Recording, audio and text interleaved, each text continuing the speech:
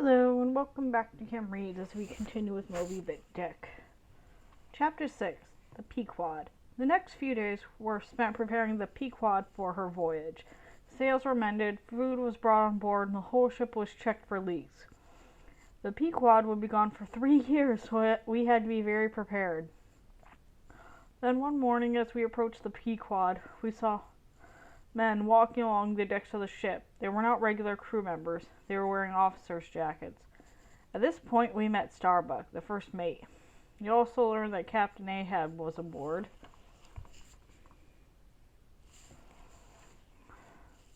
The ship, and that we'd all set sail the next morning. We all worked hard to finish the preparations. We did not see the captain, though. He did not leave his cabin. The next morning, we raised the anchor. The Pequod moved very slowly from the deck. The ship creaked and sighed as it pulled away. We seemed very sluggish in the water, as if we would never leave. For a brief time, I thought a 3-year voyage would end in 10 minutes. All the crew rallied together, though. We made it into the harbor. At this point, Peleg made a short speech. He was not going to travel with us. He was only going as far as the harbor before heading back to Nantucket. "Good luck, men," he shouted. All the crew gathered on deck. "You're headed out for a long voyage, but you'll be in good hands. Captain Ahab will lead you well."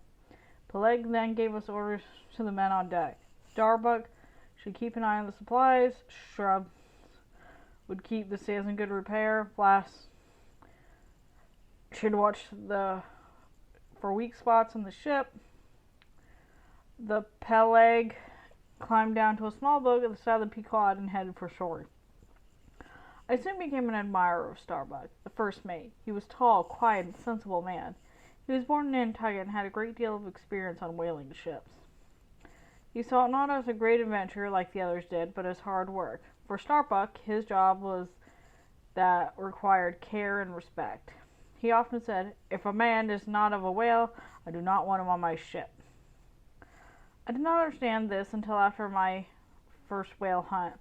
I learned that if a man thinks he can do anything when fighting against a whale, he puts everyone in danger. He must always be cautious. Starbuck put the safety of others first.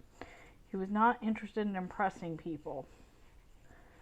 Knowing these things about him, as I do, makes me hard to tell this story. Starbuck was a good man. I worry you might not think well of him when you learn this entire tale. I hope you'll remember that I admired him a great deal. Stubbs was second mate. He was a happy-go-lucky man who did his job, but never more than what was expected of him. Nothing seemed to bother him.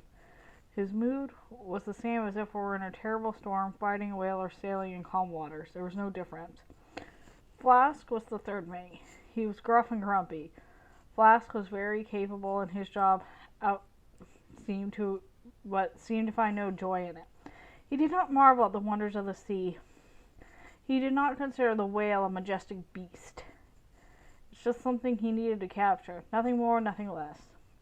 The fact that the whale did not want to be captured only made him grumpier. When a whale was in sight, the Pequod would send our 4 boats with a small crew in each. We were told Captain Ahab always led one. Starbuck, Stubbs, and Flask would take charge of the other boats. They each had their own harpooner and a crew of men to row. Starbuck chose Queequeg to be in his boat. Since he was first mate, he had his first pick, and he knew that Queequeg was the best harpooner on board. Several days into the voyage, we saw not lay eyes on Captain Ahab. I was very cautious to see him. The strange old man on the dock had stirred my interest about Old Thunder. Every time I was on deck, I scanned my eyes for something new. I looked for Starbuck, thinking Ahab might be with him. I had no luck. The captain remained in his cabin. It was almost a week into our voyage before I finally saw the captain. One evening, I was called to watch the upper deck. When I turned around to look over the ship, shivers ran down my spine. Standing at the very front, gazing at sea, was Captain Ahab. He looked like a statue carved from stone. Strong, firm, and solid.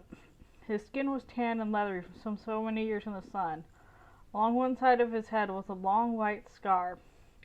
I never learned where the scar came from or if it was old or new. Members of the crew sometimes guessed about where he had received the mark, but no one knew for certain.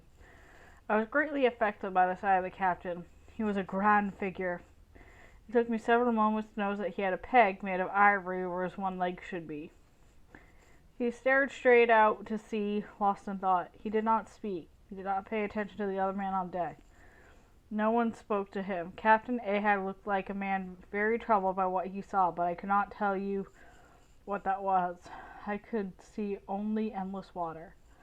Ahab stayed on deck for a short time before leaving. He slowly climbed back down the ladder, moving his ivory leg down the rungs. He returned to his cabin without saying a word. And that's the end of that chapter. See you next time.